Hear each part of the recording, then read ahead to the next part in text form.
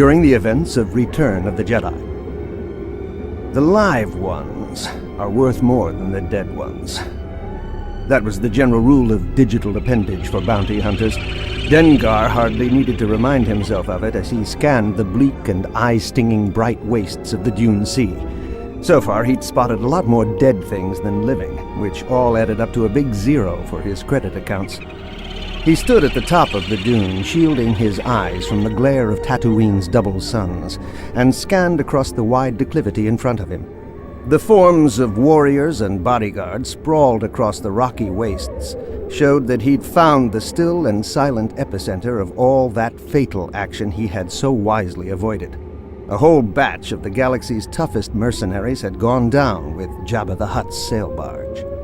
Bits and pieces of wreckage of the barge that had served as Jabba's floating throne room lay scattered across the farther dunes. He used a broken-shanked scythe staff to poke around the rubble. So much for Luke Skywalker and the rest of them, thought Dengar as the point of the staff revealed sticky and distasteful evidence of Jabba's death. As if that little band of rebels didn't have enough trouble with the whole Empire gunning for them, now they'd have the late Jabba's extended clan after them as well.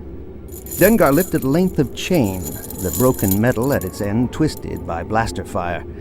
The last time he'd seen this hand-forged tether back at Jabba's palace, it had been fastened to an iron collar around Princess Leia Organa's neck. Now the links were crusted with the dried exudations from Jabba's slobbering mouth. The Hutt must have died hard, thought Dengar, dropping the chain. A lot to kill there. One substantial piece of wreckage remained. The hardened durasteel keel beam of the sail barge rose at an angle from where the stern end was buried beneath a fall of rocks. Dengar scrabbled aboard the curved metal and climbed the rest of the way up to where the barge's bow had been. He unslung the electro-binoculars from his belt and brought them up to his eyes. This was a pointless trip, Dengar thought disgustedly.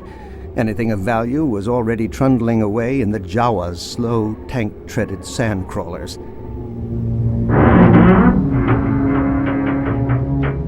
The knot of frustration in Dengar's gut was instantly replaced with surprise as the keel beam suddenly tilted almost vertical. He held on with both hands as the beam pitched skyward. At the center of the dunes, the slope grew deeper, like a funnel with a black hole at its center. Dengar looked down past his own boots and saw that the hole at the bottom of the sand funnel was lined with teeth. The great pit of Carcoon gaped wider, sand and rubble swirling around the blind, all-devouring Sarlacc creature at the center of the vortex. A sour stench hit Dengar like a wind hotter than any that crossed the desert's ridges. Suddenly the beam swayed backward, leaving him dangling precariously only a couple of meters from the Sarlacc's throat. A pumping kick enabled him to get first one, then the other of his boot soles up onto the beam. He squatted into a deep knee bend on the narrow metal surface, then jumped, fingertips clawing for the funnel's edge above him. With a gasp of effort, Dengar managed to get his chest across the shifting edge of the funnel, then scrabble the rest of his body over and tumble down the other side. The Dune Sea grew silent again. The Sarlacc had most likely pulled its head back underground and was busy digesting the bits of wreckage it had just been fed. Dengar figured that would give him time enough to get a safe distance away, if he hurried. 3 dunes later, he stopped to catch his breath.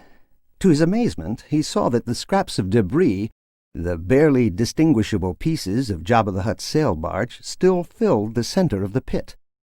The truth dawned on him. It's dead, thought Dengar.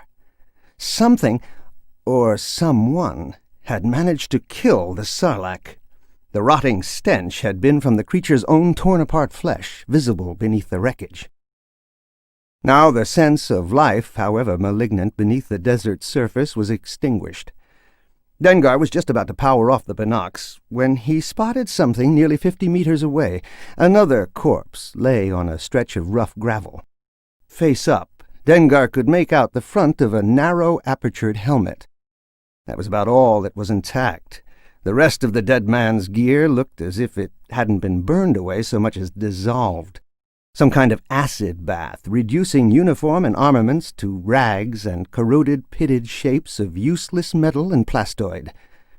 Dengar thumb-wheeled the binocs into closer focus, trying to figure out what could have happened to create that kind of lethal effect. Wait a minute. Maybe not exactly lethal, Dengar corrected himself. He could see the figure's chest moving, a slight rise and fall right on the edge of survival. Now that was worth checking out. If only to satisfy his own curiosity. The distant figure looked as if he'd discovered a whole new way of getting killed. As a bounty hunter and general purveyor of violence, Dengar felt a professional interest in the matter.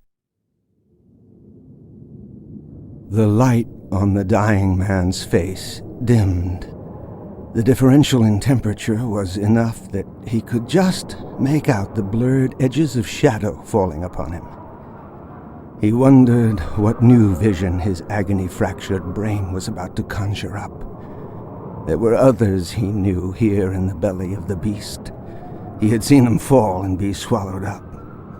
He might as well hallucinate voices from those about to be digested. It would help pass the long, endless hours before his own body's atoms floated free from one another. One of the voices he heard was his own. "Help." "What happened?" "Sarlacc swallowed me." The words seemed to come of their own volition. "I killed it. Blew it up." "Hang on," came the hallucinated voice. "I'll get you someplace safe." The man called Boba Fett felt the jostle of the other's footsteps, the motion of being carried across the stony ground. For a moment his vision cleared, the blindness dissipating enough that he could see his own hand flopping limp and disjointed, leaving a trail of spattered blood on the sand. That was when he knew that what he saw and felt was real, and that he was still alive.